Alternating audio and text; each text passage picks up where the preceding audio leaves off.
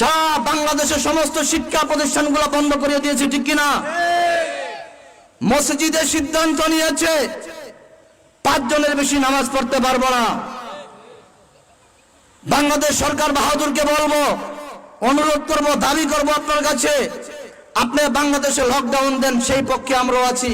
আপনার দেশের স্বার্থে লকডাউন দেন, কিন্তু আপনি দ্বীনি প্রতিষ্ঠান বন্ধ করার ষড়যন্ত্র করবেন না। কোন নাস্তিক বেঈমানদের কথা শুনে মাদ্রাসা বন্ধ হোক, মসজিদ বন্ধ হোক, মসজিদের আযান বন্ধ করে দেওয়া হোক, মাদ্রাসা করে তালিম বন্ধ করে দেওয়া হোক, এমন সিদ্ধান্ত যদি নেন, আল্লাহর কসম দীপ্ত কণ্ঠে আওয়াজ দিতে হবে। আমরা ওলামায়ে কেরামদের আকাবেরদের সেই হুঙ্কার, আকাবেরদের সেই কর্মসূচি পালন করতে রাজি আছি, ঠিক কি না যারা বলেন? আমাদের ওলামায়ে কেরাম আকাবের যখন আমাদেরকে সেই ঢাকা রাজপথে ডাকবে বেঈমানদের নাস্তিকদের বিরুদ্ধে আন্দোলন করতে, আপনারা কি যেতে রাজি আছেন?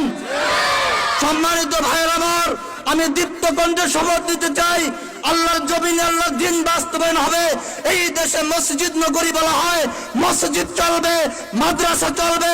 আপনি স্কুল কলেজ বন্ধ করে সেটা আমাদের মাথা ঘামানোর বিষয় নয়, কিন্তু আপনি কোরআনের ফ্যাক্টরি বন্ধ করবেন না, মাদ্রাসা বন্ধ করতে চাইবেন না।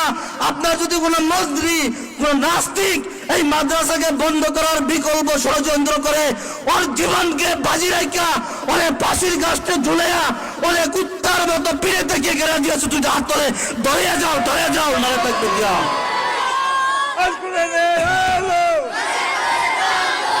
আলোচনা করব এই ব্যাপারে, আপনারা আমাকে